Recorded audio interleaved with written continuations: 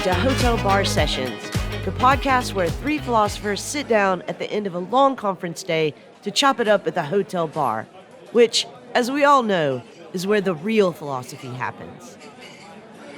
Welcome back to another episode of Hotel Bar Sessions. I am Rick Leigh, and I am joined by Jason Reed. Unfortunately, our co-host Leigh is occupied with other matters and couldn't make the podcast. We'll certainly miss her. Today, we are talking about fascism. But before we do that, as usual, we're going to take everybody's drink orders and hear what you're ranting or raving about. So let's start with you, Jason. I believe I'll have a mojito, and I'm going to rave with my brother.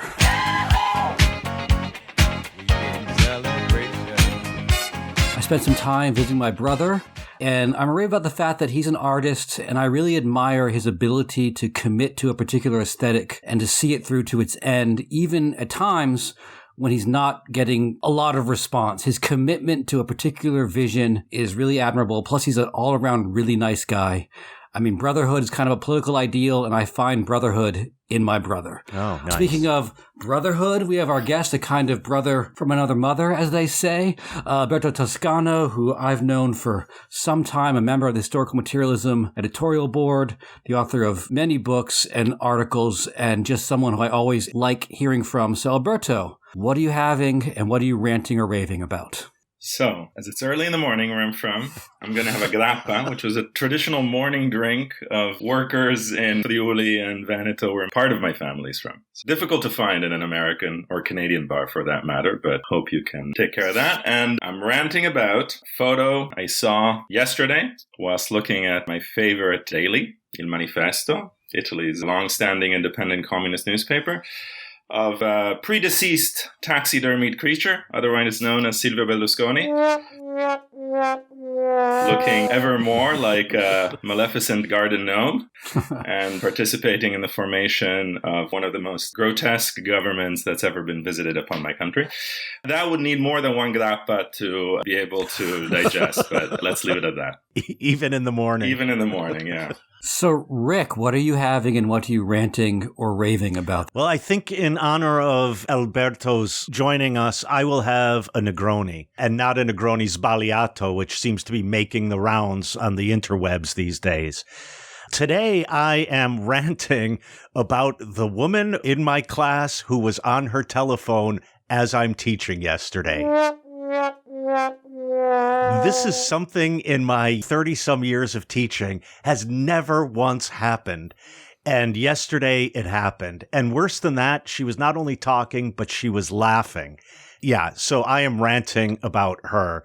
I really just want to say, what in the actual fuck? How can you do? Did she make like the one hold up a finger thing the whole time while she was talking, like she was just going to be done in a minute? Well, or so she had earbuds that were wired, and you know those ones where the microphone sort of hangs down a little bit, and she was holding it up to her mouth. Okay, so she's trying to be quiet, maybe, or at least make the appearance of being quiet. Yeah, okay. Exactly. So, Jason, today I know we're talking about fascism, but how are we going to approach it?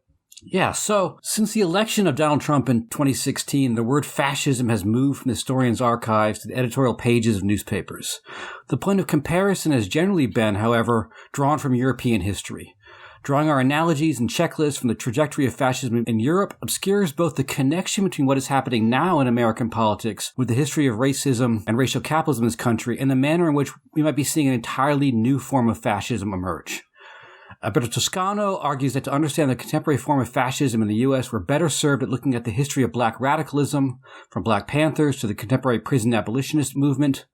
How does that history change what fascism means and alter our understanding of fascism?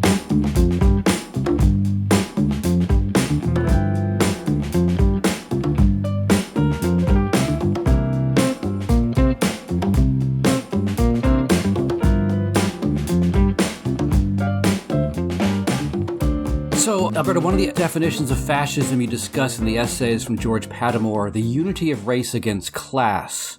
How does race function as a way of mobilizing against class consciousness?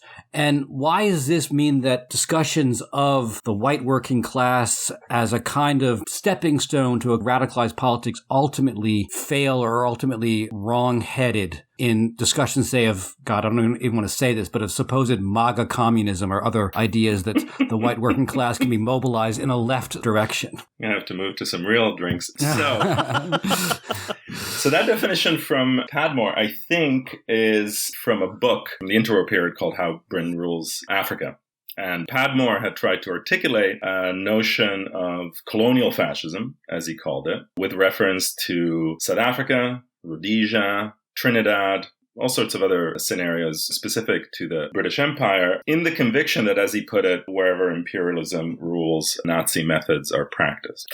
And he was articulating this definition and this study of what he called colonial fascism more or less contemporaneously with the writing and publication of W.B. Du Bois's Black Reconstruction in America, from which, of course, one draws so often and to such, unfortunately, timely effect, the definition of the psychological wages of whiteness, in an argument which is, of course, an argument about the complex and violent work that went into soldiering the white, rural, and working classes of the South to a racial and supremacist program after the Civil War and onto and into the present. The reason for me to turn to these theorists, but of course many more, C.L.R. James, later Cedric Robinson, Angela Davis, and George Jackson play a large part both in the argument and in the book, where I'll try to flesh it out a little more. The reason was a discomfort, a dissatisfaction, I suppose, with the nature of the debate on fascism that, has been present in academic scenes, and even actually, if you look back, kind of recurs at different points. Like, you actually have debates about the new fascism, of course, in the 70s, but also under Reagan and Thatcher, 1980s, there's a resurgence, also, of course, in response to neo-fascist and white nationalist movements. But one of the problems for me has always been the problem of analogy, and debates rage and continue to rage about the validity of those analogies, usually analogies to 1930s Germany, actually much more than Italy, which is maybe something we can go into later. And so I find the analogical mode partly necessary and inevitable as a kind of cognitive map to the present, but also deeply limiting, because it takes fascism to be a static historical singularity rather than a process, and because it doesn't really allow us to confront what might be some of the mutant or recombinant natures of contemporary reactionary or violently reactionary politics. And the second aspect, which I think is really foregrounded by some of those discussions broadly in the domain of a Black radical and third world anti-fascist tradition, is the question of who is fascism for, right? Or who perceives fascism as such. And one of the, I think, really potent insights that emerges, for instance, in the late 60s from, for instance, the letters exchanged between George Jackson and Angela Davis, is a question of a kind of differential perception of fascism. That you might be, or we might be, or indeed we are, in spaces that reproduce and enact forms of politics that are recognizably fascistic, but do so in the context where, for significant swathes of the population, that form of state violence or racial terror doesn't obtain. So you can have a situation where you don't have a fascist regime in a classical or analogical sense of the term, but you can definitely encounter forms of racialized terror and political violence that have strong kinship and affinity and continuity with those histories of fascism. And that, of course, was the perspective of Black political prisoners from which George Jackson and Angela Davis reformulated these older discussions of fascism drawn from the history of the Comintern. So I understand your point that fascism is not one thing. In that sense, it would share certain affinities, for example, with capitalism. Capitalism is an ever-changing, moving kind of beast, and yet I still know what its either structures are or its contours are, and so I know it is a something. And so I'm wondering, if the analogies don't work, is there a something, some set of structures or something like that we can point to and say 1930s Germany is fascist and the United States today is fascist? Are there some affinities there that need the same label? I guess a different way of asking that question is, what does fascism add to our understanding that white supremacy doesn't already include? Well, maybe going to the last point, I was actually listening to a workshop at Sussex, I think, from a few days ago by Ruth Wilson Gilmore, and it was an interesting discussion precisely about the question of fascism and white supremacy. And quite rightly, she noted that one of the virtues of the category and the analytic of fascism, however we might want to extend or reform it, is that forms of racialized political violence, of course, are not just generated in spaces with histories of white supremacy or Anglo-settler colonialism. Some of the sharpest and some of the most urgent analyses of fascism pertain to contemporary India, for instance. I'm thinking of the work of Jairus Banerjee, but of course of all sorts of movements and intellectuals that have mobilized against Modi. So in that case, you have an identitarian and suprematist, in this case, a Hindu suprematist project, that articulates itself via militias. I mean, in one sense, the analogies are to the ways in which Hindu nationalism was back in 20s and 30s also directly inspired or in dialogue with formations of fascism. Right. In Europe, you have the effort to turn the state into an instrument both for the affirmation of a dominant, in this case, not race in the Anglo-European sense, but definitely an ethnicized religious identity, let's say, and this dialectic between the state and militias or movements, between forms of violence that are internal to classic repressive state apparatus, but also the tendrils and the prolongations of that in areas which are much more informal and quote-unquote spontaneous. Interestingly enough, actually, I talk about this briefly in that piece from a few years back in HM, Notes on Late Fascism. Banerjee makes very interesting use of Sartre's critique of dialectical reason and the whole way of thinking of group formation there to think about a particular form of fascist collective, which is the one that forms around the pogrom, which of course is a term from the European, Central and Eastern European anti-Semitism and Judeophobia, but which he sees as being functionally similar to the kind of pogroms that were pushed by Modi and the Hindu right in India as well. You know, you don't want it to be like a kind of diagnostic manual. Like if you've got 8 out of these 10 things, you know, the pathology obtains, right?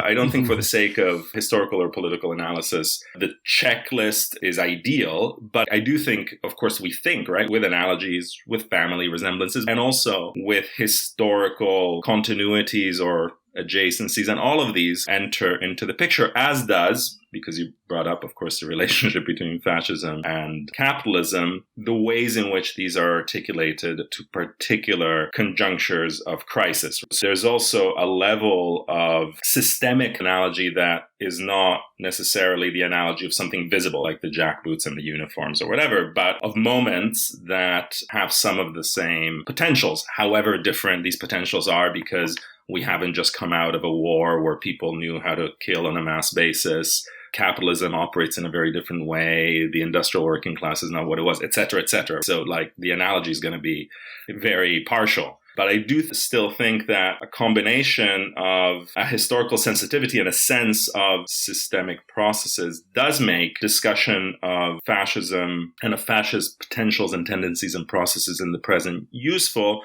Less so, I think, for the work of naming, which I also think is very limited. Like, I actually think, is Trump a fascist or not? It is not like the reason why I've been kind of working on these debates, but rather to think about what processes and what conjunctures and also what political challenges the various discussions of fascism named and what we can learn from them for the present.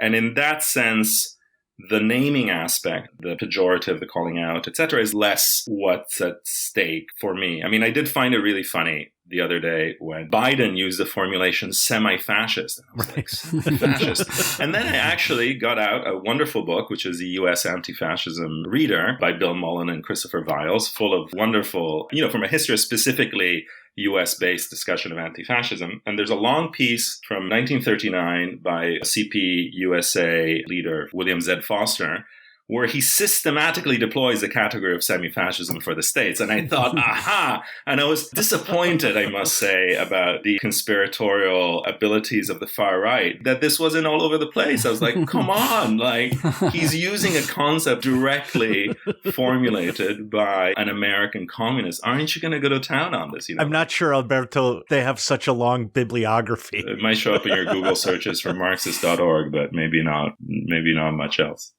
I like your term conjuncture. And so let me pull on one of those conjunctures. And that is, if I understood you correctly, while in many state forms there is a state monopoly on violence, what seems unique to fascism is that it is both, on the one hand, a monopolization of violence, and on the other hand, a kind of racial popularization of that violence at the same time. And so it's both military and paramilitary at one and the same time. And the conjuncture of that monopolization, along with the sort of popularization of violence, does really seem to be one of the main features of fascism. I think that's really crucial in at least two ways. One is that it allows us to think both historically and analytically about the very complex entanglements between fascism and both the material realities, but also the fantasies and imaginaries of settler colonialism. You know, what is a settler, right? Like, a settler is, in a sense, a petty sovereign that can exercise a form of political and a form of conquering violence with, in the back of them, the power of a state which doesn't necessarily encompass their activities, but of which they either feel themselves or actually are a prolongation, like a prosthesis. And eventually the state will come to include its tendrils and appendages into some kind of organic unity, but there's a very blurry border, and it's precisely a border or a frontier where all of this happens. And of course, there's infinite amount of historical work on the ways, juridically, imaginatively, etc., that especially Nazi Germany, but also to other extents, other forms of fascism, imagine themselves in that settler mode, imagine themselves as violently creating frontier conditions. And indeed, settlements and so on, the East for Germany, Italy's wars in Ethiopia, etc., were in that mode. So that's one angle which I think is really significant. And I think it really gets at what you were rightly noting, which is this ambiguous and shifting relationship between the monopolization and then the delegation or the proliferation of violence. And the second point, which is interrelated, came to mind reading a couple of fabulous interviews by Foucault on this revival of films about fascism and Nazism in the 70s, on which there were extremely intense and politicized conflicts in France, like so Liliana Cavani's The Night Porter, Pasolini's Salò, etc. And Foucault is extremely sharp about the limitations of this eroticization of fascism and Nazism. But he says, well, one reason why these films get made, even though what they depict is kind of ridiculous or bears very little relationship to the actual libidinal economy of fascism, one reason is that they do get at something quite significant, which is that fascism and Nazism gave people a lot of power, allowed thousands, hundreds of thousands, possibly millions of people to exercise forms of libidinally intense state-like domination and license, both in the way that, of course, a colonial administrator or settler could, but also within the supposed boundaries of the classic European nation-state. And this is also the insight that's very present in the work that a wonderful book, which I hope is being translated into English, maybe already has, by a very fine historian of Nazism in France, Johann Chapoutot, who wrote a book about Nazism and management called Free to Obey. And he's very illuminating in arguing that actually contrary precisely to this idea that fascism is this centralization, the creation of completely seamless, machine-like state, that actually, and reflexively so, like quite explicitly, the Nazis and specifically the SS gave people a lot of freedom. You know, this is what was called like mission tactics, right? You know, there's objectives. You carry them out however you want. And we know what the objectives were. And so, you know, it's a chilling thought. But freedom, autonomy, license, and the enjoyment thereof are constitutive, I think, of that apparatus. And you can also see why regimes that had an affinity or contiguity, let's say just in Europe, with fascism recoiled at times from those possibilities, from that kind of permanent militia type element, because it was viewed as too disruptive or something that could get out of hand. So that's also a dynamic, whether it's like the Night of Long Knives or Mussolini's effort to rein in so-called left fascists. But if you take Portugal or Spain, you know, these are situations where you had militia movements, the Falange and so on, that imagine themselves explicitly in that mode, but which the state, this authoritarian, dictatorial, hyper-conservative state, nevertheless tried to rein in, because of course there's a real risk involved in allowing the movement to bypass or exceed the state. That, to me, actually is in many ways possibly one of the crucial dynamics. And I think it's also interesting then if we think back to the situation of contemporary United States, right? Actually, those imaginaries, but also material realities of delegated violence are massive in the States compared to other polities. Whether it's the autonomy of directly elected sheriffs that run their far-right conferences and have huge amounts of ability to organize their local spaces, or just the imaginary of the militia itself. That's not present in the same way, let's say, in a continental European context, where actually most of these movements are operating very much through the state as electoral movements with very little street or non-state dimension, except for the very far right, like Casa Pound in Italy, where you have these kind of much more non-state formations. So, yeah, I think that to me is a very significant aspect. And I think without that dimension of the delegation of violence between the kind of molar state and the molecular movement or whatever, then I think it's maybe more difficult to talk about fascism, which is also why, for instance, today, people who are querying the validity of speaking about fascism in the case of Putin's Russia, interestingly point out that one of the things that Putin is very wary of doing, even though there's a lot of far-right and racist and fascistic movement in Russia, but they're very much on a tight leash because the last thing that they want is a kind of mass politicization. So they were even curtailing spontaneous pro-war demonstrations because they were spontaneous. That was the problem. You can have the choreographed march, but you don't want national Bolsheviks or Orthodox Christian fascists just doing their own thing. You can use them to engage in forms of, if you think of all of the assassinations, if you think of all the beatings, etc., there's clearly a relationship. But there's also an effort to rein it in. And I think that's a very interesting symptomatic dynamic.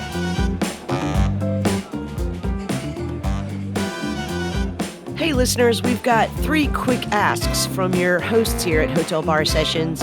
First, if you haven't done so already, make sure that you're subscribed to this podcast on whatever platform that you listen to podcasts.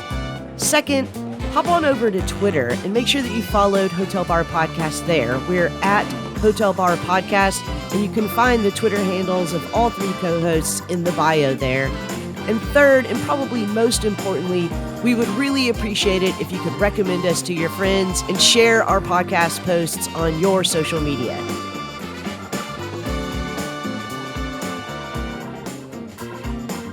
Earlier you mentioned, I think it's really important, this idea of a differential fascism, that if you're white, say in the US, you may not perceive the levels of terror and harassment that are going on.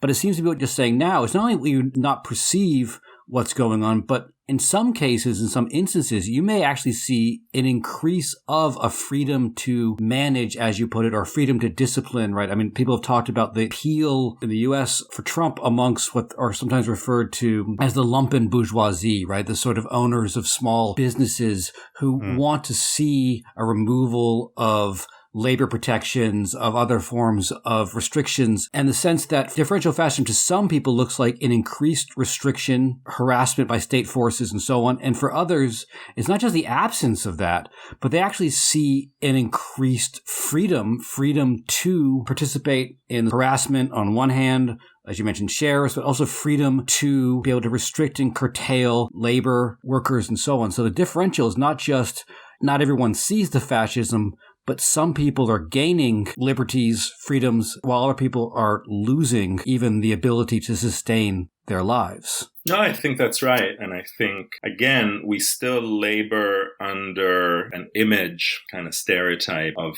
fascism, which is the stereotype of the totalitarian state machine. And of course, if that's the case, then not only is there very little fascism around, but there can be very little fascism around because it would be impossible to graft upon or merge with the profound effects that neoliberalism, very broadly speaking, has had on the production and practice of subjectivity. In some sense, modulating the freedom of the entrepreneur with the freedom of the manager of property, of borders, etc., is one thing. But the very idea that contemporary lumpen bourgeois subject could be enlisted or interpolated into a project of disciplined bureaucratic submission is laughable. But the thing is that wasn't just, obviously that element was present, but that wasn't just what was at stake in fascism and Nazism. So I do think that kind of historical analysis, like in the work of Chapoutot, but so many others, that brings out that dimension of what was already present in the fascisms that we tend to analogize with,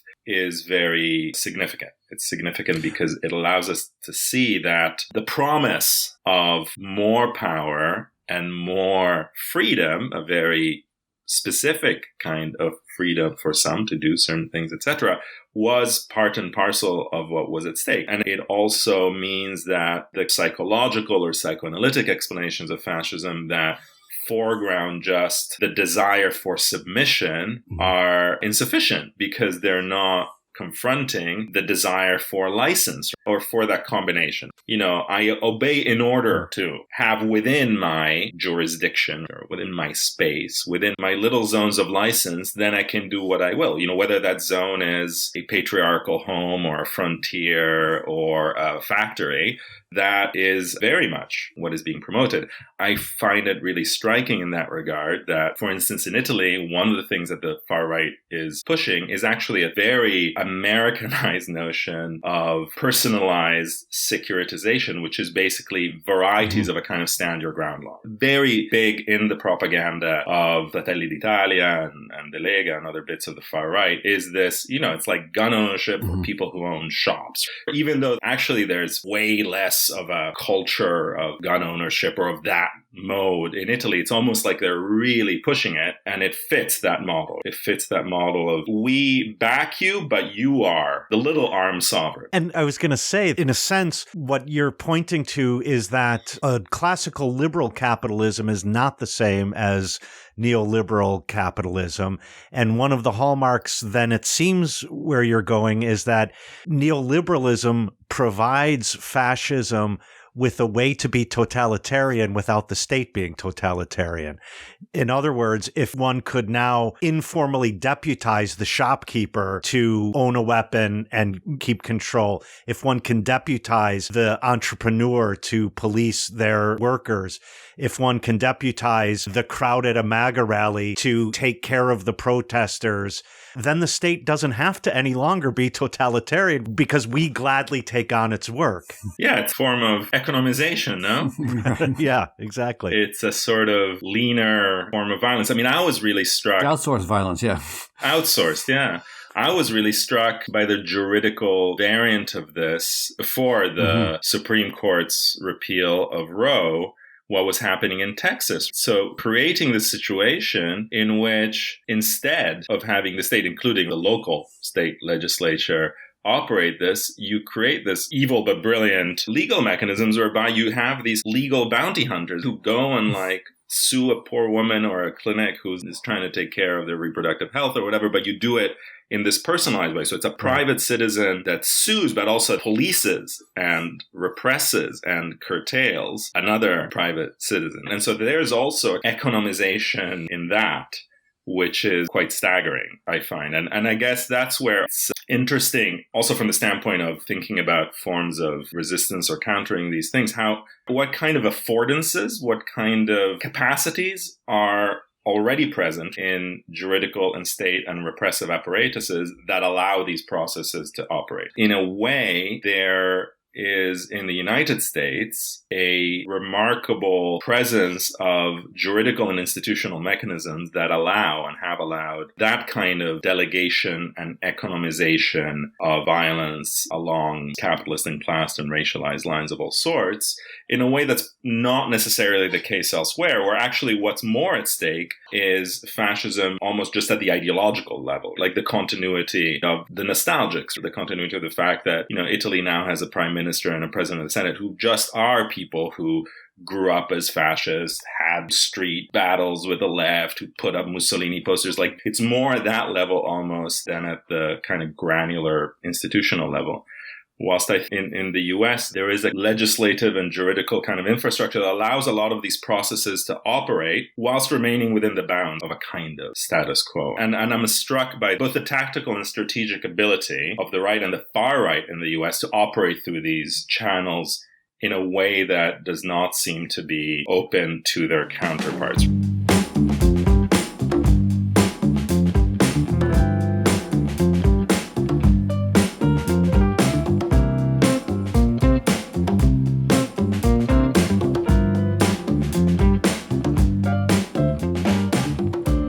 At the center of both your long historical view of fascism going back to Reconstruction and your more global view looking at colonialism is really the role of race. And I guess I want to ask you to talk about the intersection between race or racial capitalism and this idea of fascism as a more ongoing process rather than a specifically European phenomena. So I guess it's the connection between race and fascism that I want to sort of talk more about. Mm-hmm. Well, I guess the first point is maybe to continue what we were talking about earlier, right? What drew me to some of these rather neglected discussions of fascism amongst Black radical and third world theorists in the 20th century. And one of the things that I thought really vital was the way in which, put it somewhat paradoxically, fascism preceded itself. To think of historical formations and political conjunctures in which precisely what we were talking about, the delegation of violence and then its concomitant centralization in terms of ethno-nationalist or ethno-religious projects of anti-democratic dominance and hierarchy, etc., operated long before the emergence of the movements, well, first of all, of the movement that called itself fascist in Italy, and then its various kin in the 20s and 30s. And, that's where I was struck by the way in which Amiri Baraka points out the presence of fascism as an optic or as an analytic in Du Bois's Black Reconstruction. Very briefly, it's a massive book, but he does foreground this question of racial fascism. And Baraka underscores this, and he says, well, actually, here you have not just the unity of race against class, the enlistment of white rural populations into a project that actually includes their own subalternity or domination, but also the compensation of the psychological wages, etc. But then also the role that both local and external finance and capital have in this formation, and the role of the state, and so on and so forth. And so that you have those elements. And I think there's more to that too, right? A lot of scholars have pointed out, as I said before, the ways in which colonialism and settler colonialism were explicitly the stakes of fascism and of Nazism in particular, right? How can, in this world that's been closed in the sense that's been occupied and colonized, formed by certain capitalist relations, how can we, anachronistically, so to speak, impose and revive a 19th century colonial imperialist project in the Eurasian landmass? How does one do that? And how, in doing so, for instance, thinking of James Whitman's book, Hitler's American Model, one can draw on those juridical traditions. So Nazi jurists sat around and looked at U.S. legislation on First Nations, Native Americans, and said, oh, well, how can we have people who are nationals but not citizens? Because that's what we're trying to do. And in fact, it was striking too, because initially they were like, well, let's look at the Indian Acts, etc., because actually Jim Crow apartheid is like too much. We can't quite handle this, etc. This is, just at the beginning, of course. Striking. So in that sense, those histories, juridical, military, legislative, right, colonial capitalism, racial capitalism were explicitly at stake, explicitly the models that large swathes of the fascist and Nazi intelligentsia and technicians are trying to replicate under very different conditions. Whilst also, of course, continuing colonial projects in Africa and in Asia and elsewhere. So I do think that that is key, even though that does not mean that this is is the same thing as or only included within a specific lineage of white supremacy. There can be fascism with no white people in the room. It's not limited to that specific Anglo-American or even European history. If we think of it in terms of a kind of ethno-identitarian racial terror with a militia element that can happen in other contexts. But then that leads me to wonder, to the extent that, as you quote Padmore saying, fascism is the unity of race against class, then it seems like it's possible for there to be fascism without a state at all. Fascism is not a label we would attach necessarily to a state, but to a kind of politics that then certainly a state can deploy, take up, stand behind, support, and capitalize on. For sure. And I think that gap, disjunction between fascism and the state is significant enough that, for instance, a lot of scholars and analysts of Nazi Germany pointed out how key intellectuals and jurists in Germany actually thought that what they were trying to generate was not a state. In fact, that Nazism as a racial movement and project, taken to its ultimate consequences, in as much as it imagined itself in view of these rather hallucinatory visions of archaic German law, etc., was a kind of sui generis withering away of the state for the sake of the race. That actually the state was this Roman abstract or Judeo-Roman entity. There's a whole obsession about abstract norms and abstract laws as opposed to the law of the blood, the ethnic norm, etc., which governs especially Nazi thought. Actually, and there is where Italian fascism and Nazism are very much at odds, because, of course, whether in Mussolini or the Gentile or just about every Italian fascist, the idea of the state remained absolutely core. There is actually that militia or that delegation of violence doesn't operate in the same way, not least because, of course, notwithstanding all of the racist and racializing discourse, it doesn't operate in the same way that it operates in Nazi Germany. It's not something that can bypass the state. Whilst instead, that was a point that Franz Neumann makes in Behemoth.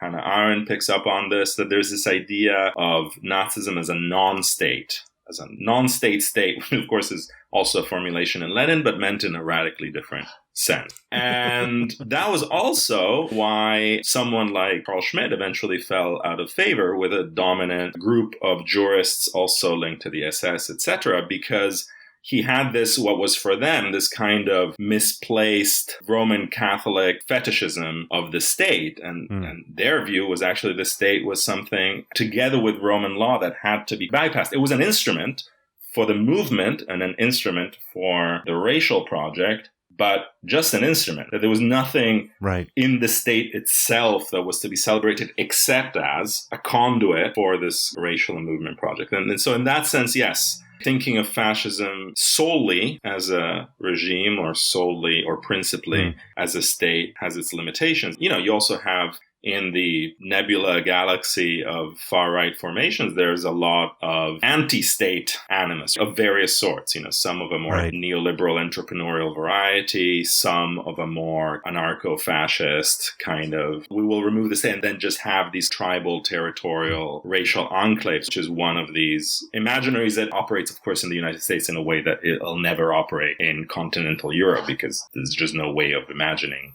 that.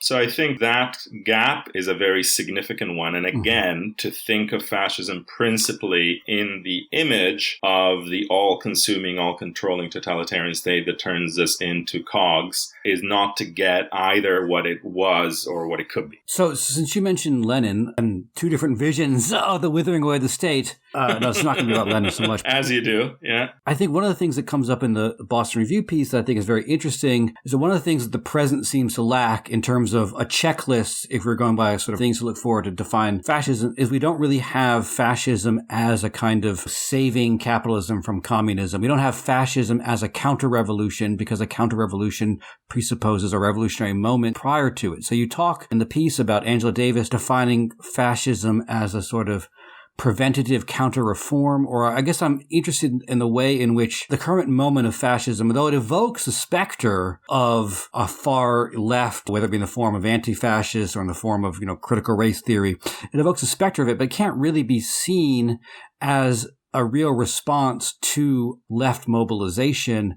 It's a sort of fascist counter-revolution without a necessary revolution. And so I wonder if you could talk about that aspect of contemporary fascism, its ability to function without, as has so classically been the case, a sort of left-wing movement to react against.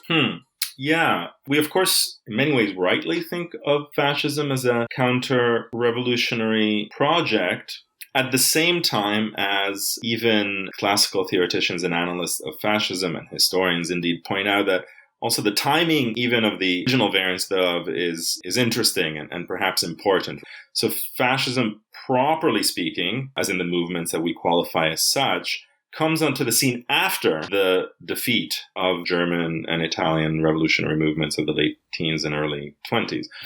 Defeats which, in the case of Germany, for instance, are operated by a combination of a social democratic government and de facto nationalist proto-fascistic militias, the Freikorps, murder of Liebknecht and Luxemburg, etc.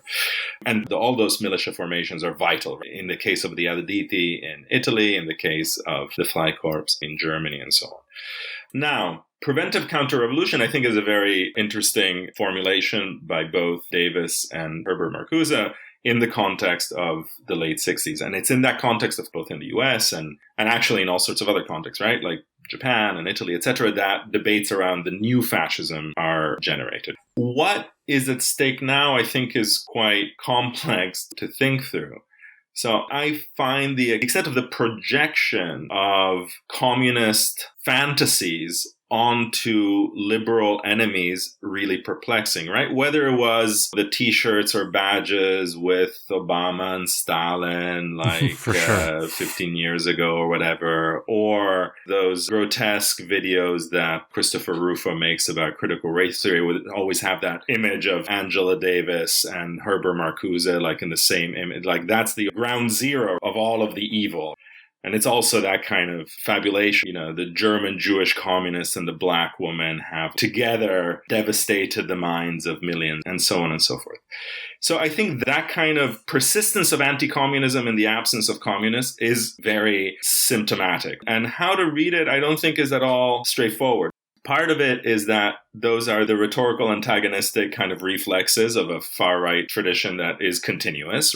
And part of it is that it's one of the only ways to mobilize against liberalism and reformism and so on. But Alberto, now I'm suddenly struck by the Foucault text that you were referencing earlier, I think becomes relevant here again, because one of the things I've been thinking about for the past 6 years or so is the laughter present at almost all Trump rallies. And I see that laughter as a kind of expression of a newfound power, that the MAGA right has found power over people like us.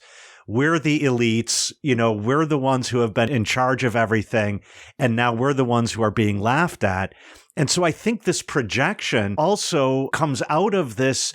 You had a nice phrase, the libidinal economy of this newfound power, that there's now is a projection of, everyone's a communist who's not us, precisely in order for me to express my power on top of them and increase the pleasure potential.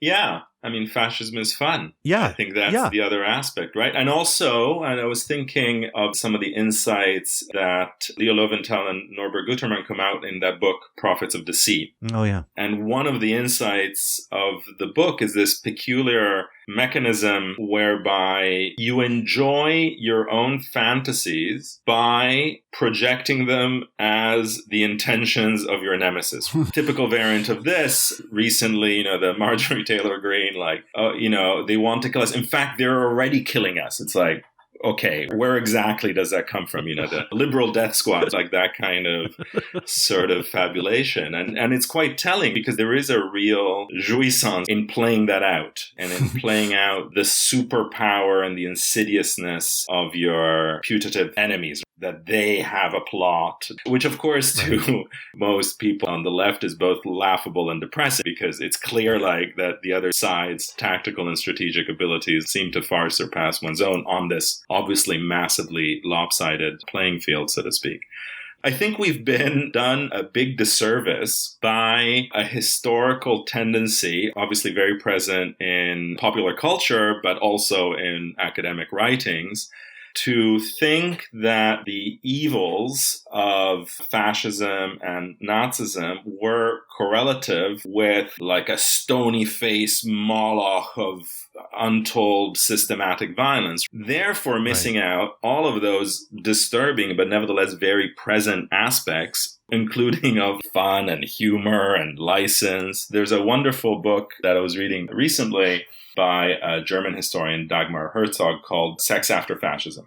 And it's super interesting because she makes a very powerful argument that the 60s, so if one thinks of kind of like German 60s sexual revolution and the political left and the recovery of texts by Wilhelm Reich in a kind of liberationist moment, they generated this image of Nazism as a purely repressive, conservative, sexually blinkered, etc. movement, which she shows quite clearly is just not the case. And she says actually it was a movement of massive incitement and disavowal of that incitement, but which involved promotion of adultery, of underage sex, but, within the context of course, the racial project and the projection of everything that was wrong and dirty in sex on, the racialized Jewish other, etc. But in the context of actually something that was much closer to that Foucauldian idea of like a productive or an incitement of sex rather than its repression. And she makes a very compelling argument about all of the problems that come into having this very selective memory. And she actually argues the selective memory was that because people were rebelling really against the conservatism of the post-war period. Right. And the post-war period was a period in which the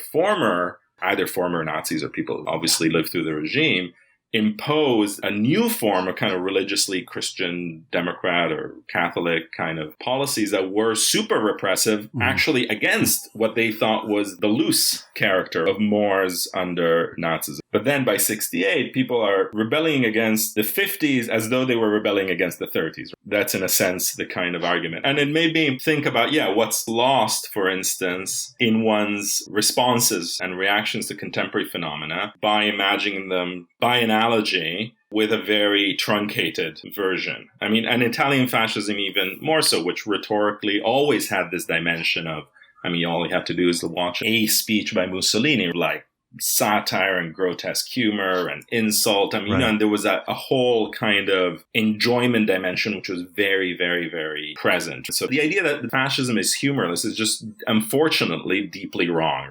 Like Franco is Spain or Salazar is Portugal, yes.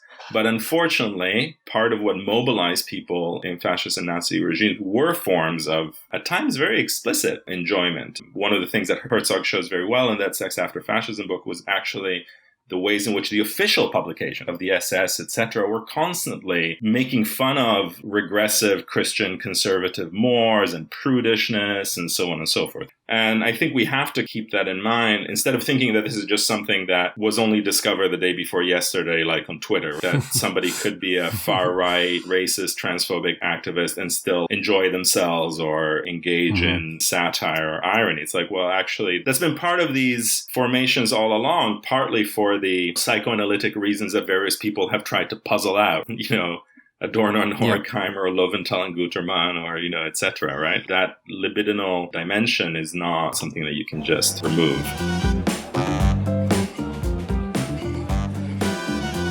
Hey, we couldn't hear you while you were shouting into your headphones. So if you have feedback or suggestions for future topics, or if you just want to pick a fight with one of our co-hosts, or in fact all of us, just visit us at www.hotelbarpodcast.com and click on the interactive page. If you want to belly up to the bar with us, at least virtually, you can always email an audio clip to hotelbarpodcast@gmail.com. If it's interesting, we're going to steal it from you. If it's not, we'll send you our Venmo handles and you can virtually buy us a drink. So, Alberto, I see in your project two things really that have come up in this conversation. One is a criticism of thinking through analogy and the sense in which trying to make analogous connections between a fascism in the past and a fascism in the future kind of leaves us always waiting to find that last item on the checklist and saying, oops, not fascist yet because boots aren't high enough, and so on. And then the second thing I see you doing, and you quote Genet on this idea of white people have to expand their imagination to understand what the Black Panthers have been saying about fascism in the U.S., so both a kind of moving from analogy, but also an expansion of our imagination to begin to imagine and see what is actually happening in the present. So I guess the question I want to ask is, what in terms of the analogies to past forms of fascism do you find most harmful? And we've talked a little bit about some of this in terms of like waiting for a totalitarian state that's never going to come. But what do you find most harmful in terms of the analogies that people are holding on to about the past? And what do you think is most necessary in terms of our expanding our imagination or our cognitive map to understand what's happening in the present? Yeah, I think in some ways we've probably already touched on it. I think on the negative side of the ledger, the identification of fascism with a Moloch or machine state, and the idea of fascism as the monstrous endpoint of a kind of barbarian hyper-bureaucracy, which doesn't speak, I think, either to the actual historical reality of fascist states, which, are probably best grasped by that Deleuze and Guattari quip about capitalism, a machine that works by breaking down, well, until it really breaks down, that captures some of those histories. I think in terms of, if not the analogy, but at least the kind of processes that I do think are worth thinking through in relation or resonance with the present is that dimension of delegated, whether really delegated or imagined as delegated, violence on the edges of legitimate monopolized state forms and along racialized or identitarian lines that, again, need not be flush with histories of white supremacy and can take place in all sorts of other contexts. And I think for me, and I think that's kind of come out more through our conversation, for which I'm grateful since I still have to put in the final revisions to this book. But I think it's the way that fascism operates, again, both materially and at the level of fantasy, on the porous borders